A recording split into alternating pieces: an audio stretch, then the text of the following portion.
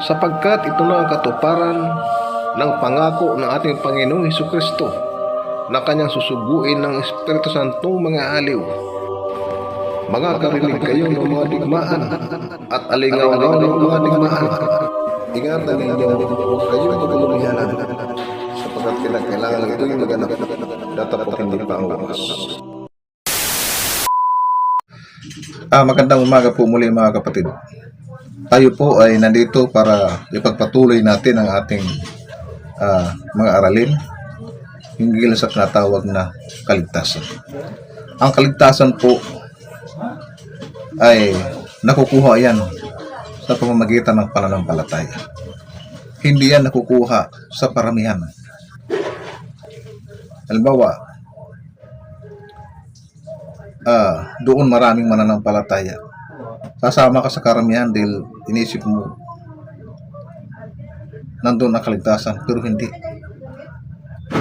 Although ang lahat naman ay dadaan sa tinatawag na pangkalahatang hukuman ng Diyos,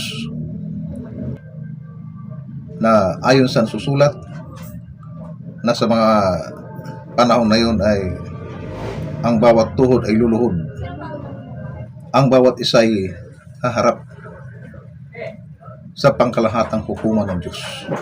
Kaya nga nakikita natin mga kapatid, o nababasa natin sa banal na kasulatan na ang sabi, "At nakita ko ang mga patay, malalaki at maliliit, na nangakatayo sa harapan ng luklukan, at nangabuksan ang mga aklat, at nabuksan ang ibang aklat, na siyang aklat ng buhay, at ang mga patay ay hinatulan ayon sa mga bagay na nasusulat sa kanilang mga aklat, ayon sa kanilang mga gawa."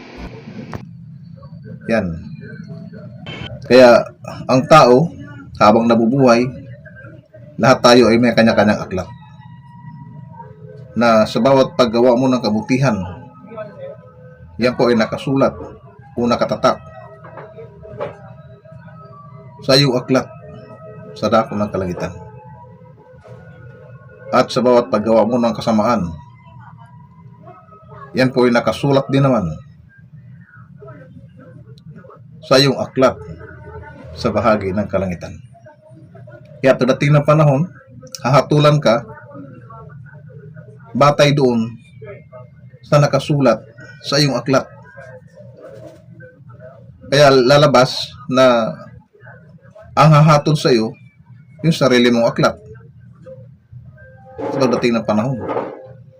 Pagka yun ay titimbangin na nakitang mas higit ang nagawa mong kasamaan, higit na mas matimbang yung nagawa mong kasamaan,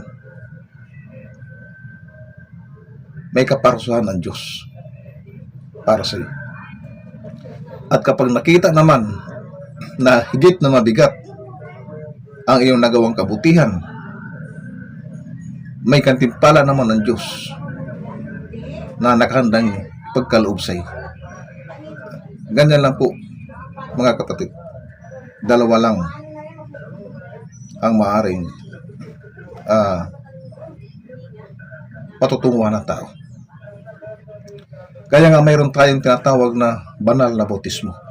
Kasi oras na tumanggap ka ng banal na bautismo, yan po ay nakasulat. Matatatak yan sa iyong aklat sa bahagi ng kalangitan. Pagdating ng panahon ng paghukom, hatulan ka batay doon sa nakasulat sa iyong aklat.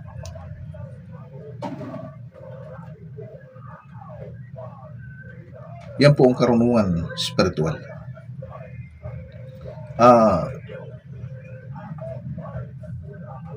Pagkatapos ng lahat na maganap na ang mga bagay na yan, doon naman ngayon susunod yung tinatawag na pagbubukod-bukod ng tupa at ng kambing. Ang tupa ay tumutukoy sa mga mananampalataya, sa mga tunay na mananampalataya ng Diyos, at ang kambing ay tumutukoy naman sa mga gumagawa ng katampalasanan sa harap ng Diyos. Saan ang kanilang bahagi? sa pagdating ng panahon. Kung ikaw ay napasama doon sa mga kambing,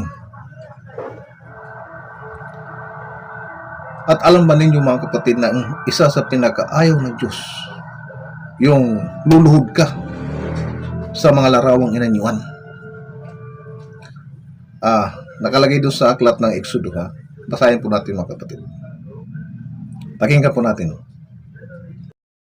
Huwag kang gagawa para sa iyo ng larawang inanyuan, unang kawangis man ng anumang anyong nasa itaas sa langit, unang nasa ibaba sa lupa, unang nasa tubig sa ilalim ng lupa.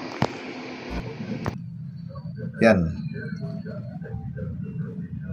Huwag kang magkaroon ng ibang Diyos sa harap ko.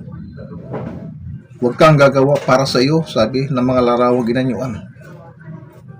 At sa aklat ng Apokalipsis, o sa lahat ng mga mapagsamba sa Diyos-Diyosan, ang kanilang bahagi ay sa dagat-dagat ng nagliligas na apoy at asupre na siyang ikalawang kamatayan. Delikado po yan mga kapatid. Nakasulat na sa banal na kasulatan ang kaparusahan ng Diyos doon sa mga taong gumagawa ng mga ganyan. Lumayo tayo dyan.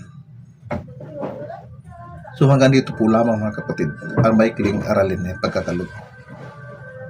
Sundan po ninyo ako at sa mga susunod na mga oras ay may pagkakalog ko iba pang mga aralin sa bawat sa inyo. Marami pong salamat at magandang umaga po muli. Huwag pong kalimutan mong subscribe at pindutin ang notification bell para sa mga susunod na mga video na aking pagkapaloob. Marami pong salamat at magandang umagang muli sa bawat sa inyo.